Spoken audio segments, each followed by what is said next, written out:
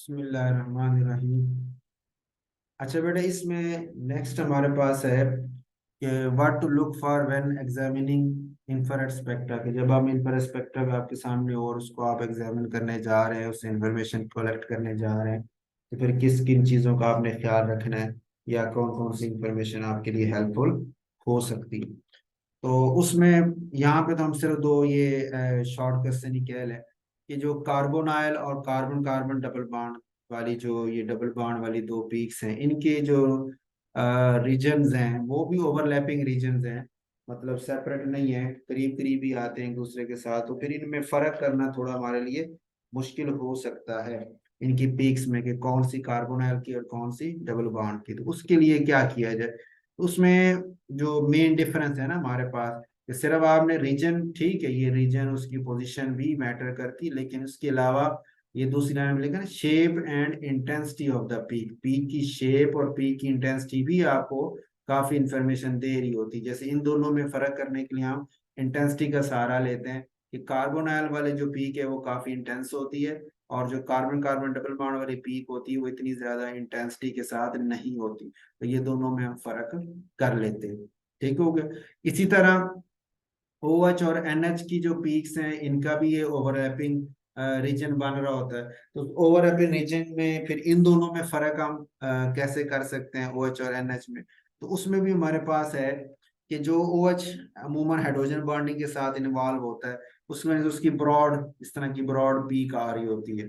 ठीक हो गया। और जो NH होता है उसकी ब्रॉड नहीं होती, इस तरह की शार्प पीक और ये NH2 है प्राइमरी अमीन, यानी उसकी इस तरह की दो पीक्स आ रही होंगी, क्योंकि दो हाइड्रोजन है ना, तो सिमेट्रिक और एसिमेट्रिक स्ट्रेचिंग की वजह से दो पीक्स बन जाती। तो NH2 की प्राइमरी अमीन की इस तरह की दो पीक है। अगर ये सेकेंडरी अमीन होती तो ये एक ही पीक आपको नजर आनी चाहिए, ये दो मुंह जैसे ऐसे ना होते, बल्कि एक ही ऐसे पीक होती और ऊपर जा रही होती, जो कि इतनी ब्रॉड ना होती। जैसे OH की तो ब्रॉड है ना, ये ब्रॉड नहीं होगी। और सेकेंडरी मीन जिसमें सिर्फ एक ही नाइट्रोजन के साथ हाइड्रोजन होती है, तो उसमें हमारे पास ये पीक बिल्कुल ऐसे। और अगर वो टर्शियरी अमीन होता तो उसमें तो नाइट्रोजन के साथ हाइड्रोजन अब है ही नहीं, तो NH की पीक यहाँ पे जाहिर बात फिर है आएगी नहीं, क्योंकि NH की फंक्शनैलिटी वहां मौजूद ही नहीं है। तो इस तरह हम OH और NH में भी डिफरेंस कर सकते हैं। अच्छा, दूसरा पॉइंट, ये चार्ट हमारे सामने है, इसको आपने जरूर सामने रखना है जब इस स्पेक्ट्रा को आपने सॉल्व करना है। तो इस हवाले से भी स्पेक्ट्रा की प्रैक्टिस के लिए भी मैं जो है ना वो आपको ये रिकॉर्डिंग्स में शेयर करूंगा आपके साथ में, ताकि वो आपकी प्रैक्टिस हो जाए। तो जितने ज्यादा आप स्पेक्ट्रा सॉल्व करेंगे उतनी ज्यादा ये रेंजेस भी आपको याद होना शुरू हो जाएंगे। तो पेपर में हो सकता है कोई MCQ शॉर्ट MCQ वगैरह रेंज के हवाले से या शॉर्ट क्वेश्चन के हवाले से कोई क्वेश्चन बना लिया जाए। ठीक हो गया। अब इसको मैं एक दफा ओवरव्यू कर देता हूँ कि जैसे अल्केन्स हैं, CH, तो अब देखें ना, CH कार्बन हाइड्रोजन का बॉन्ड अल्केन में हो सकता है, अल्कीन में, एरोमेटिक में, अल्काइन में, अल्डिहाइड्स में भी होता है। तो वो CH जो है उसकी रेंजेस बताई हैं, जैसे ये अल्केन की 3000 से 2850 है। ठीक है। अल्कीन वाले की 3100 से 3000 है। ठीक है। और जो एरोमेटिक वाला है वो 3050 है, 3150 से 3050 है। ठीक हो गया। ये हम सिर्फ स्ट्रेचिंग को देख लें, बैंडिंग को देखने की जरूरत नहीं है, क्योंकि वो काफी सारे पीक्स में मिक्स हो जाती है, जैसे हमने पीछे बात की थी, तो उसको हम इतना फोकस नहीं कर रहे हो। अच्छा हाँ, अल्केन्स में CH3 और CH2 की बैंडिंग्स भी बड़ी प्रोमिनेंट होती हैं, वो भी आप आसानी से उसको भी ऑब्जर्व कर सकते हैं। ये जैसे CH2 की जो बैंडिंग है वो 1465 पे आ रही होती है, और CH3 की बैंडिंग जो है वो 1450 से 1375, ठीक है, इस पे आ रही होती है। तो इससे भी हमें फर्क पता चल जाता है चेन के हवाले से ना, कि उसमें मोइटी CH2 मोइटी मौजूद है या CH3 मोइटी मौजूद है या दोनों मौजूद है। ठीक हो गया। उसके बाद जो अल्डिहाइड्स है, उसमें हमारे पास उसके जो अल्काइन का CH है, उसकी रेंज अराउंड अबाउट 3300 के पास आ रही होती है। और जो अल्डिहाइड है उसकी रेंज हमारे पास CH जो है उसका, वो दो पीक्स उसकी आती हैं। तो वीक दोनों वीक है, डब्ल्यू स्मरात वीक है, कि एक 2800 से 2900 के दरमियान और एक 2700 से 2800 के दरमियान आ रही होती है। तो ये असल में अल्डिहाइड की है बांड, तो वहाँ कार्बोनल के साथ सिर्फ एक ही CH होता है, तो इसकी दो वीक्स क्यों आ रही होती है, क्योंकि दो हो तो हम कहते हैं ना, एक चलो सिमेट्रिक होगी स्ट्रेचिंग, एक एसिमेट्रिक स्ट्रेचिंग होगी, तो ये तो एक ही CH है। अल्डिहाइड में, तो फिर वो दो क्यों दे रहा होता है ना। तो इसमें असल में फर्मी रेजोनेंस वाला जो फिनोमेना था वो अक्कर होता है, कि जिसमें एक आपकी उसकी यहाँ स्ट्रेचिंग आ रही है, दूसरी उसकी ओवरटोन, सी एच की जो बेंडिंग है उसकी ओवरटोन जो है वो वहां पे आ रही होती है, और फिर वो ओवरटोन और इसकी स्ट्रेचिंग ये आपस में कम्बिनेशन कम शो करते हैं, जिसको आप फर्मी रेजोनेंस का नाम देते हैं, जिसकी वजह से वो जो बैंड ओवरटोन का बैंड बड़ा वीक सा होना था वो थोड़ा स्ट्रॉन्ग हो जाता है, वो भी नजर आ रहा होता है। और इधर से जो स्ट्रेचिंग जरा स्ट्रॉन्ग थी वो थोड़ी वीक हो गए, तो दोनों एक जैसी ही दो पीक्स नजर आ रही होती हैं हमें अल्डिहाइड के अंदर। ये हम स्पेक्ट्रा सॉल्व करेंगे ना, उसमें और बात ये क्लियर हो जाएगी।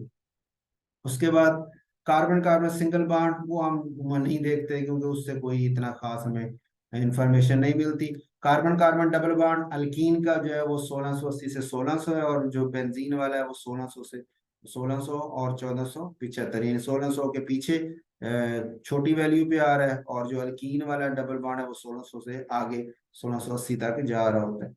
अच्छा, और सी ट्रिपल बॉन्ड सी जो अल्काइन में होता है वो 2250 से 2100 की रेंज में आ रहा है। इस तरह कार्बोनाइल जो है अब वो मुख्तलिफ है। अल्डिहाइड में कार्बोनाइल 1740 से 1720 है, कीटोन में 1725 से 1705, उससे थोड़ा कम हो गया। कार्बोक्सिलिक एसिड में 1725 से 1700 है, एस्टर में 1750 से 1730 है, अमाइड में 1680 से 1630 है, एनहाइड्राइड में 1810 से 17 और 1702 है, क्योंकि एनहाइड्राइड में दो कार्बोनाइल होते हैं ना, तो उसकी वो सिमेट्रिक और एसिमेट्रिक की वजह से दो हमें स्ट्रेचिंग मिल रही होती है।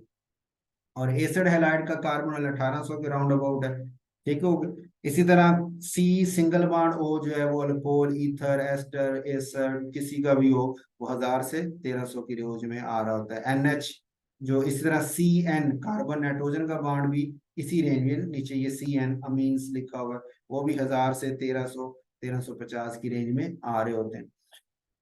उसके बाद हमारे पास है ओ एच, उसमें अल्कोहल या फिनोल हो सकता है। तो अगर ये फ्री फॉर्म में हो तो फिर तो 1650 3650 से 3600, और अगर हाइड्रोजन बॉन्डिंग की फॉर्म में और ब्रॉड, फिर ब्रॉड पीक भी आती है, बड़ा सा बैंड आता है जैसे अभी हमने देखा था, और रेंज उसकी 3400 से 3200 की बन रही होती है।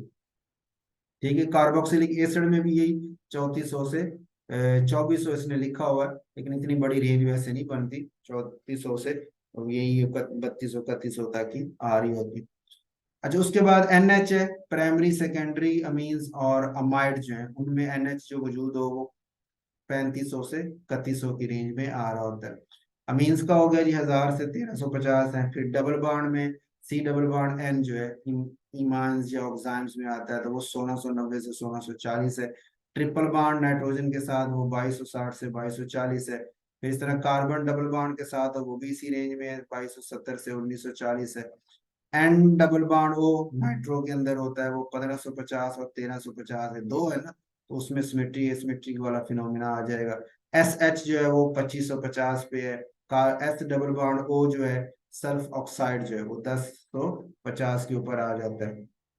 ठीक है, इसी तरह अब ये एस डबल बॉन्ड मुख्तलिफ जो सल्फोन्स है, सल्फोनाइल क्लोराइड सल्फेट सल्फोनामाइड्स वगैरह, इनमें ये दो, एक 1375 से 1300 और एक 1350 से 1140, क्योंकि इन सालों में दो दो सल्फर के साथ दो दो आ रहे होते हैं ना, एस डबल बॉन्ड हो, तो वो सिमेट्री एसिमेट्रिक वाला फिनोमेना बन जाता है इसमें।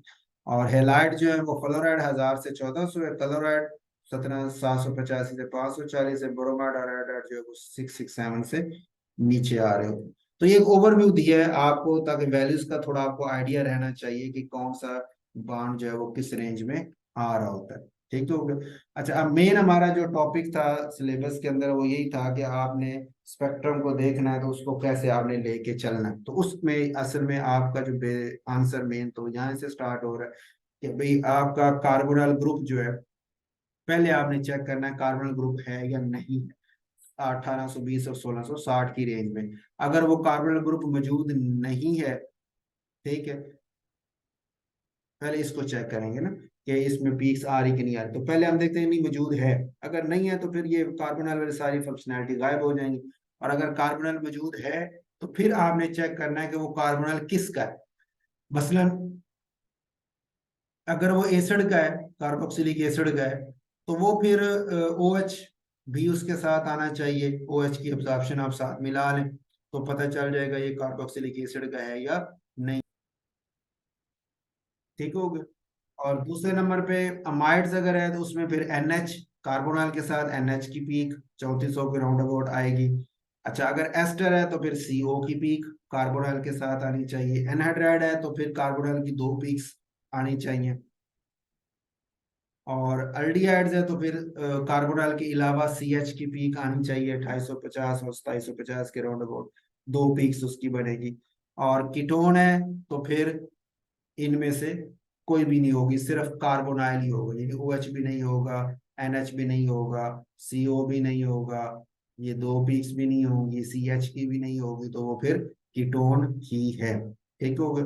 और अगर ये एब्सेंट हो गया तो फिर अब आपने देखना है कि कार्बोनाइल तो नहीं है लेकिन OH मौजूद है, तो फिर वो अल्कोहल है या फिनोल है। ठीक हो गया। अच्छा, OH में फिर आप कहेंगे सर अल्कोहल फिनोल में कैसे फर्क हो सकता है, तो फिनोल तो मतलब बेंजीन होगी ना, एरोमेटिक सिस्टम होगा। तो carbon carbon double bond aromatic वाला वो आप देख लेंगे कि 1600 से पीछे 1475 तक की जो रेंज में अगर आ रहा है, वो पीक आ रही है, तो फिर वो फिनोल कैटेगरी उसमें आ जाएगी। और अगर नहीं आ रही तो फिर वो अल्कोहल कैटेगरी होगी। अमीन्स में NH सिर्फ मौजूद होगा। ईथर जो होते हैं उसमें CO की पीक सिर्फ आ रही होती है, और OH वगैरह उसमें नहीं आएगा। ठीक है। इसी तरह डबल बॉन्ड्स में कार्बन कार्बन डबल बॉन्ड आपने देखा कि वो उसकी जो पीक आ रही होती है 1600 से उस, अच्छा, कार्बन कार्बन डबल बॉन्ड दो तरह की, एक अल्कीन का है और एक आपका एरोमेटिक सिस्टम वाला है। ठीक हो गया। तो जो अल्कीन वाला है वो तो 1600 से ऊपर आता है ना, 1680 से 1600 के दर। और जो एरोमेटिक सिस्टम वाला यानी कॉन्जुगेटेड डबल बॉन्ड है वो 1600 से 1450 की रेंज में आ रहा होता है।